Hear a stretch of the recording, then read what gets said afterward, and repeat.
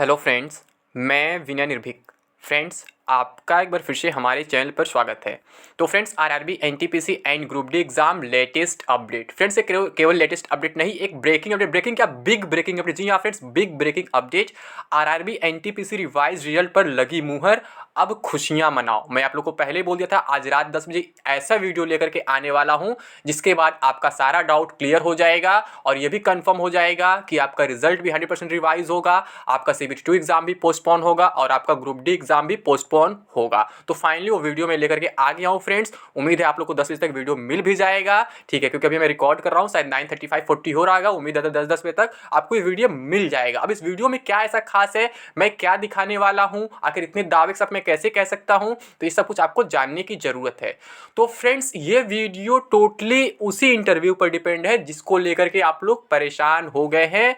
वो आरआरबी मुजफ्फरपुर के चेयरमैन के इंटरव्यू पर डिपेंडेंट है। टोटल उन्हीं के बातों से कंफर्म हुआ फ्रेंड्स कि अब रिजल्ट 100% रिवाइज होगा, सीबीटी 2 भी पोस्टपोन होगा, ग्रुप डी भी पोस्टपोन होगा। आप लोग हमेशा क्या करते हैं, कोई भी इंटरव्यू देखते हैं, केयरफुली नहीं देखते हैं, पूरी बात नहीं सुनते हैं, ठीक है। सबसे पहली बात फ्रेंड्स, ऐसे इंटरव्यू, ऐसे मीडिया इंटरेक्शन 50 बार हुए होंगे और बहुत कम उनमें से बातें सही हुई होंगी, ये बात आपको मालूम है। लेकिन अभी हम सही गलत की बात नहीं करेंगे, अभी उसी इंटरव्यू से हम पॉइंट निकालेंगे जहां से क्लियर हो रहा है कि आपका रिजल्ट 100% रिवाइज होगा।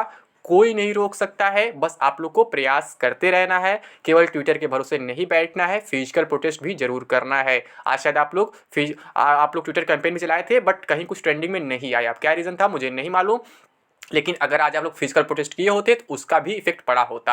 आपको मालूम है, जब से आप लोग फिजिकल प्रोटेस्ट स्टार्ट किए हैं तब से बार बार रेलवे को क्लेरिफिकेशन देना पड़ रहा है। क्या इससे पहले कभी हुआ था किसी रिजल्ट को लेकर के, किसी एग्जाम को लेकर के, कि रेलवे बार बार क्लेरिफिकेशन दे?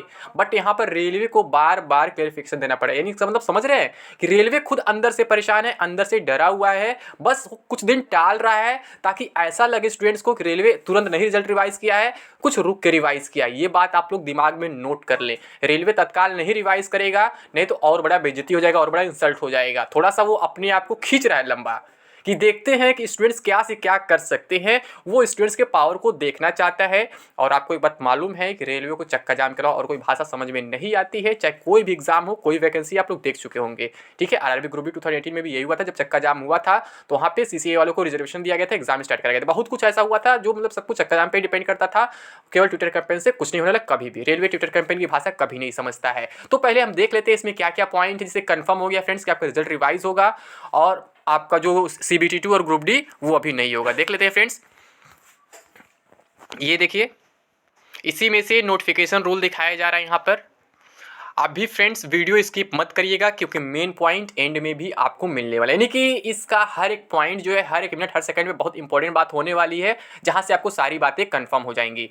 यहाँ पे देखिए नोटिफिकेशन रूल दिखाया जाए 30.1, common first stage CBT is of screening nature. कहा जा रहा है ये स्क्रीनिंग नेचर का एग्ज़ाम है, यानी कि क्वालिफाइंग नेचर का एग्ज़ाम है। और आपको मालूम होगा, अगर किसी नोटिफिकेशन में ये मेंशन होता है कि ये स्क्रीनिंग नेचर का एग्ज़ाम है या फिर क्वालिफाइंग नेचर का एग्ज़ाम है, तो एक फ़िक्स कट ऑफ उसका दिया जाता है, ठीक है। और इसमें भी एक फिक्स कट ऑफ दिया गया है, मिनिमम क्वालिफाइंग मार्क्स दिया गया है। यूआर के लिए 40%, ओबीसी, एससी, ईडब्ल्यूएस के लिए 30%, एसटी के लिए 25%। तो यानी यहाँ के हिसाब से कहा जाए तो आपका उतने पे ही कट ऑफ बनना चाहिए, जैसा कि बिल्कुल सेम एएलपी एंड टेक के टाइम हुआ था 2018 में। वहाँ भी रॉन्ग रिजल्ट बनाया गया था, वहाँ भी मेरिट बना दिया गया था, जबकि नोटिफिकेशन में लिखा था वो भी कि आपका स्क्रीन नेचर का एग्जाम था, क्वालिफाइंग नेचर का एग्जाम था। फिर क्या हुआ, उसी क्वालिफाइंग मार्क्स पे सबको पास कर दिया गया, ठीक है। आगे क्या लिखा हुआ है, normalised score of first stage to be used for shortlisting candidates for second stage CBT as per merit and option. अब ये बताइए, पहली बात, जब कोई स्क्रीन नेचर का एग्जाम होता है तो उसका मेरिट नहीं बनता है, ठीक। अब अगर मेरिट बन गया तो उसमें ऑप्शन कहाँ से आ गया? इस ऑप्शन को आप कैसे फाइनल सिलेक्शन तक पहुंचाओगे? जब ऑप्शन अभी ले रहे हो तो फाइनल में क्या करोगे? जबकि आपको मालूम है कि रेलवे में ऑप्शन चेंज नहीं होते हैं, ठीक है। जो एक बार नोटिफिकेशन में भरा जाता है वही चेक किया जाता है पैनल के टाइम, यानी इम्पैनलमेंट जब होता है तब चेक किया जाता है। लेकिन यहाँ पर क्या किए हैं, पहले ही ऑप्शन का यूज़ कर लिए सीबीटी 1 में। अब बताइए, ऐसे इतना कन्फ्यूज़न क्रिएट हो गया कि ये कैसे एक कैंडिडेट को केवल एक ही जॉब दे पाएंगे? वो तो हर जगह उसका नाम जाएगा जब हर एक एग्जाम में अपीयर होगा तो। मान लीजिए हाई कट ऑफ वाला भी क्लियर कर लेता है, लो कट ऑफ वाला भी क्लियर कर लेता है, तो इससे क्या होगा, वो हर जगह एलिजिबल हो जाएगा। लेकिन इस बात पर भी इन्होंने कुछ जवाब दिया है जिससे साफ क्लियर होता है कि आपके रिजल्ट में बहुत ज़्यादा गड़बड़ी है, आपको समझना पड़ेगा। ठीक है, ये समझना बहुत जरूरी है। इसमें कोई डाउट नहीं है कि आपका रिजल्ट रिवाइज होने वाला है। तो देख लेते हैं क्या है यहाँ पे। और ये लोग बार बार मेंशन कर रहे हैं कि पहले हम 10 टाइम्स बुलाते थे, 20 टाइम्स बुला रहे हैं। भाई 20 टाइम्स बुला के करोगे क्या जब सही से नहीं बुलाए हो। और फ्रेंड्स ये लोग बोल रहे हैं यूनिक कैंडिडेट जो है 3.84 लाख है, यानी कि 3,84,000 है। कह रहे हैं वैसे भी 10 गुना से अधिक है लगभग। ठीक है, मतलब कि इनको भी मालूम है कि कहीं ना कहीं मिस्टेक है, इसलिए 10 गुना कंपेयर कर रहे हैं और इसीलिए नोट में 10 गुना वाली बात मेंशन की है यहाँ पे। यानी ये भी जानना 20 गुना कैंडिडेट्स नहीं है। तो यहाँ पे क्या कह रहे हैं कि अगर हम मान ले यूनिक कैंडिडेट्स को ही केवल काउंट करें जो कैंडिडेट्स डिमांड कर रहे हैं, तो उस हिसाब से भी देखा जाए तो हम 10 गुना कैंडिडेट्स बुलाए हैं।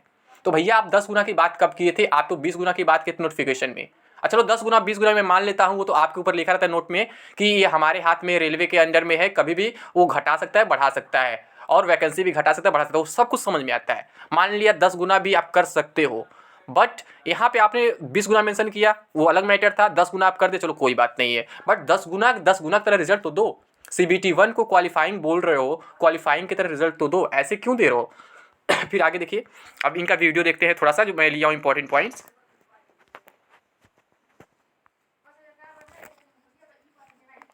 तो इसमें सिद्धार्थ नोटिफिकेशन के पारा 1.1 में ये बड़ा क्लियरली मेंशन्ड है कि एक बार अभ्यर्थी अपने मेरिट और चॉइस के अनुसार इम्पैनल हो जाता है या चुन लिया जाता है एक पद पे, तो ऐसे कैंडिडेट सुन लीजिए यहाँ पे क्या कहा जा रहा है, अपने मेरिट और चॉइस के अनुसार इम्पैनल हो जाता है एक पद पे। भैया वो मेरिट चॉइस पे एक पद पे कैसे जाएगा जब वो सारे पद के लिए एग्जाम दिया है। आगे भी सुनिएगा, ठीक, अभी कमेंट मत करिए, आगे भी सुनिएगा क्या कहा जा रहा है। यहाँ पे यही कहा जा रहा है अपने मेरिट। भैया मेरिट और चॉइस तो आप CBT 1 में भी लिए हो, वहाँ भी चेक किए हो, फिर DB में क्या चेक करोगे अलग से मुझे नहीं समझ में आ रहा है, क्योंकि उसी बेस पे तो आप अलग अलग कट ऑफ बनाए हो, तो अब कहाँ उसका यूज़ रहेगा। फिर जब आप पहले यूज़ कर लिए तो उसका कहाँ यूज़ रहेगा दोबारा। फिर आगे देखते क्या बोल रहे हैं ये। अपने राइट को फोरफिट कर देंगे कि किसी और पोस्ट के लिए कंसीडर उनको किया जा सके। जब हम लोग फाइनल पैनल बनाने लगेंगे, जो डॉक्यूमेंट वेरिफिकेशन का स्टेज होता है, तो उसमें हम लोग उनसे फाइनल चॉइस ले लेंगे और हम लोग ऊपर से। अब देखिए ये फिर से फाइनल चॉइस लेने की बात कर रहे हैं, जबकि रेलवे कभी भी DV के टाइम फिर से चॉइस नहीं लेता है, केवल एक ही बार लेता है। नोटिफिकेशन टाइम जो फॉर्म भरवा जाता है उसी में प्रेफरेंस वगैरह भरा जाता है। अब ये जब फिर से दोबारा फाइनल चॉइस लेंगे तो फिर इस चॉइस लेने का मतलब क्या रहेगा, मुझे यही नहीं समझ में आ रहा है। रेलवे खुद अपने आप में कंफ्यूज हो गया है कि एक बार एक प्रेफरेंस को लिया, उससे CBT 1 कराया, CBT 1 का रिजल्ट दिया, और फिर कह रहा है जब DV होगा फिर से हम प्रेफरेंस लेंगे। जबकि DV के टाइम रेलवे का प्रेफरेंस नहीं लेता है, उसी प्रेफरेंस को चेक किया जाता है, उसी रेलवे के फॉर्म को प्रिंट किया जाता है, उसमें प्रेफरेंस चेक किया जाता है, उसी के अकॉर्डिंग आपका DV मेडिकल सब कुछ होता है। ठीक है, यहाँ पे लोग खुद फंस जा रहे हैं, ये 2 बार प्रेफरेंस लेने की बात कर रहे हैं, बट रेलवे एग्जाम से प्रेफरेंस चेंज नहीं होते हैं, ये बात आपको मालूम होना चाहिए। ठीक है, और सबसे बड़ी बात फ्रेंड्स, ये केवल मुजफ्फरपुर के चेयरमैन है, पूरे रेलवे के चेयरमैन नहीं है, CEO नहीं है। आपको मालूम होगा कोई भी इन्फॉर्मेशन किसी भी आप लोग RRB से निकाल दे रहे हैं, तो हर एक RRB पास इन्फॉर्मेशन कहाँ से आ रहा है मुझे यही समझ में आ रहा है। इन्फॉर्मेशन जो होता है फ्रेंड्स RRCB के पास होता है, यानी कि रेलवे रिक्रूटमेंट कंट्रोल बोर्ड के पास होता है। ठीक है, बाकी किसी RRB के पास कोई इन्फॉर्मेशन नहीं होता है। कभी कोई RTI रिप्लाई दे रहा है, कभी कोई ईमेल रिप्लाई दे रहा है, ये दे रहा है वो दे रहा है, ये सारी बातें फेक है फ्रेंड्स। वैसे ही इस इंटरव्यू का भी कोई मतलब नहीं है, ये महज एक प्री प्लान इंटरव्यू है जिसमें खुद फंस जा रहे हैं। अगर कुछ बोल रहे हैं तो भी फंस जा रहे हैं, क्योंकि बोल रहे हैं दोबारा हम चॉइस लेंगे। तो जब दोबारा चॉइस लेंगे तो अभी चॉइस क्यों लिए, अभी उसका यूज़ क्या है, फिर अलग अलग कट ऑफ बना के क्या फ़ायदा पा गया, नहीं समझ में आ रहा है। ठीक है, आगे देखिए क्या है। स्टार्ट करेंगे, जैसे सबसे पहले 6 लेवल से स्टार्ट करेंगे, जो हाईएस्ट लेवल है, उसमें लोगों को हम लोग सेलेक्ट कर लेंगे। उसके बाद जब 5 में हम लोग हाथ लगाएंगे, लेवल 5 में, तो ये 6 लेवल में जो ऑलरेडी सेलेक्ट हो चुके हैं उनको मौका नहीं मिलेगा। 5 में जो सिलेक्ट हो जाएंगे उनको 4 में मौका नहीं मिलेगा। इस तरह से किसी भी हाल में एक कैंडिडेट को केवल एक पद पे सिलेक्ट किया जाएगा, भले ही वो अभी इस स्टेज में CBT 2 लेवल पे एक से ज्यादा पदों के लिए वो क्वालिफाई कर गया हो या शॉर्टलिस्ट हो गया। सर तो ये भ्रम दूर हो जाना चाहिए कि कोई व्यक्ति अगर 5-6 पदों पर जो है सिलेक्ट हो गया तो उसको जो पहले यानी ऊपर से आप शुरू करेंगे, यानी 6 लेवल से शुरू करके एक एक करके लिस्ट जारी होती रहेगी, यही कह रहे हैं। नीचे आते जाएंगे और इस तरह से आप देखेंगे, या मैं और आगे एक्सप्लेन करूंगा कि इससे 10+2 वाले जो सबसे पहले चूंकि 6, 5 और 4 लेवल हायर लेवल का हम लोग फाइनल पैनल बनाएंगे, डॉक्यूमेंट वेरिफिकेशन करेंगे। तो ये लोग अब फ्रेंड्स यहाँ पे ये इतना गलत बात बोले हैं, आप खुद सुनिएगा कितना ज़बरदस्ती कर रहे हैं कैंडिडेट साथ। इसके आगे वाले पॉइंट पे ध्यान दीजिए क्या बोल रहे हैं यहाँ पे। 26,000 लोग तो ऊपर चले गए। इन 26,000 में कई लोग आपको पास करेंगे लेवल 2 और लेवल 3 के लिए, लेकिन उनको बुला ही नहीं जाएगा डॉक्यूमेंट वेरिफिकेशन फाइनल स्टेज में। तो जाहिर है कि ज्यादा पोस्ट 10+2 लेवल के अभ्यर्थियों के लिए अवेलेबल होगा। और एक ये विन विन सिचुएशन जिसको प्रेजेंट किया जा रहा है कि नहीं, अलग होता तो अच्छा रहता। अरे अलग होता तो वो लोग भी आ जाते इसमें डबल। अब ये बोल रहे हैं कि डॉक्यूमेंट वेरिफिकेशन भी हम अलग अलग कराएंगे, जबकि आपको मालूम होगा रेलवे में डॉक्यूमेंट वेरिफिकेशन केवल एक ही बार होता है, सबका एक साथ होता है। ये हर तरफ से मतलब कि खुद के जाल में फंसते जा रहे हैं लोग। इन लोगों को खुद नहीं मालूम है नोटिफिकेशन में क्या मेंशन है क्या नहीं मेंशन है, जबकि कहीं भी नहीं लिखा है नोटिफिकेशन में कि डॉक्यूमेंट वेरिफिकेशन अलग अलग लेवल वाइज कराया जाएगा। ठीक है, ये देखते रहिए। अभी आगे जो मेन है वो भी देखिए क्या है। सेलेक्ट होते, अब तो एक ही जगह सेलेक्ट होंगे ना। इसमें हमारा क्लियर नियम है कि एक से ज्यादा जगह आपको सिलेक्ट नहीं कर सकते हैं। तो मेरे अनुसार और लॉजिकली भी ये 10+2 लेवल के अभ्यर्थियों के लिए एक फायदेमंद और इनके इस लॉजिक के अकॉर्डिंग समझ में आ रहा है फ्रेंड्स कि एक कैंडिडेट का जो है डॉक्यूमेंट वेरिफिकेशन 4-4 बार 5-5 बार होगा। यानी कहने का सेंस ये है, अगर वो मान लीजिए लेवल 6 के डीवी या मेडिकल में फेल हो गया, फिर दोबारा उसको लेवल 5 के लिए बुलाया जाएगा, फिर दोबारा उसको लेवल 3 के लिए बुलाया जाएगा। मान लीजिए 4 हर जगह नहीं, उसको 4 की स्किप कर देता हूँ, फिर लेवल 2 के लिए बुलाया। क्या मजाक चल रहा है? ऐसे तो वैकेंसी कंप्लीट होते रहेगी 2024 तक। तो फिर वही इलेक्शन आ गया, फिर वही बात हुआ घूम फिर के। आगे देखिए क्या है। Win win situation. Siddharth sir, एक और चीज कहा जा रहा है कि रेलवे का कहना है कि जो कुछ है सब नोटिफिकेशन के हिसाब से हो रहा है, और अभ्यर्थी कह रहे हैं नोटिफिकेशन में यह भी कहा गया था कि परीक्षा 2019 में ही होगी, लेकिन परीक्षा 2021 में हो रही है। अब उसके पीछे रीजन रहे होंगे, और रिजल्ट 2022 में मिल रहा है। अभी CBT 1 का ही रिजल्ट मिला है। अभ्यर्थियों का कहना है जब फॉर्म भरवाया गया था तब उनका ग्रेजुएशन का फाइनल रिजल्ट नहीं आया था, जिसके कारण उन्हें 10+2 लेवल के पदों पर ही फॉर्म डालना पड़ा था। अब जब रिजल्ट आ गया है तो ग्रेजुएशन वालों का कट ऑफ अलग है और 12वीं वालों का अलग अलग कट ऑफ के चलते अभ्यर्थियों का कहना है कि 12वीं के स्टूडेंट के लिए लेवल प्लेइंग फील्ड ही नहीं रह गई है। वह इसको सरासर नाइंसाफी कह रहे हैं। क्या कहेंगे सर इस पर? तो ये भी कह रहे हैं कि अगर अभी हमको कंसीडर किया जाता तो अब तो हम ग्रेजुएट भी हो गए।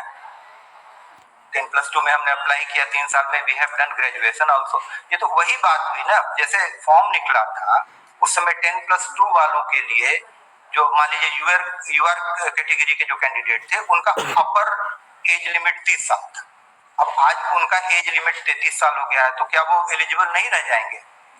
इसमें सिंपल सी बात है कि एजुकेशनल क्वालिफिकेशन।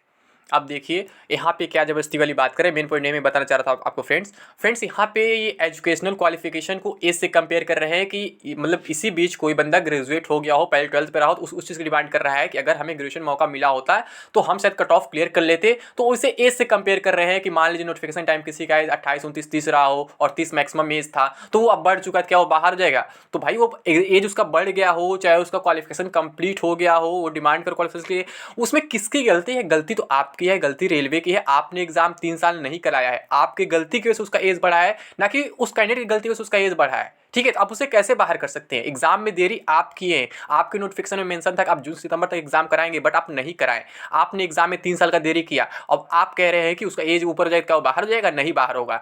वो ठीक है नहीं बाहर होगा, बट जो उसका क्वालिफिकेशन इंक्रीज हुआ है उसमें उसकी क्या गलती है?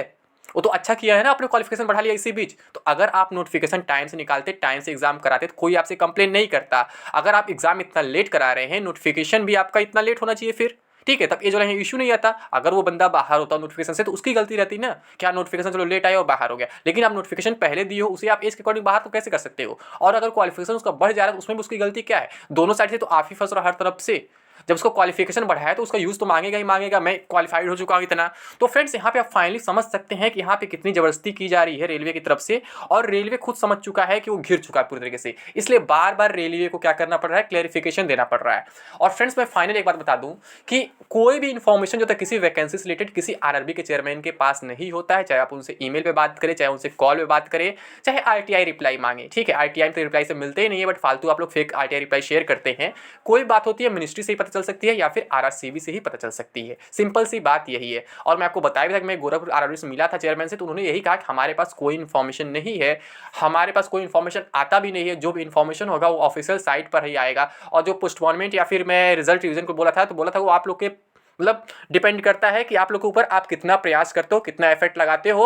और जो पोस्टपोनमेंट की बात है वो ऑलमोस्ट आप देख ही रहे हो, पूरे इंडिया में हर जगह एग्जाम जो है पोस्टपोन हो ही रहे हैं। तो ये भी हो सकते हैं, बट हम अपनी तरफ से कुछ नहीं कह सकते, आप प्रिपरेशन करते रहो। तो फाइनली मैं यही कहना चाहता हूँ फ्रेंड्स कि आप ऐसी बातों पर ध्यान न दें, आप केवल अपने एग्जाम पर फोकस करें और आपका रिजल्ट तो रिवाइज होगा, बस आपको उसके लिए फिजिकल प्रोटेस्ट करना ही पड़ेगा। अदरवाइज आप भूल जाइए कि रिजल्ट रिवाइज होने वाला है। ठीक है फ्रेंड्स, तो अभी के लिए बस इतना ही।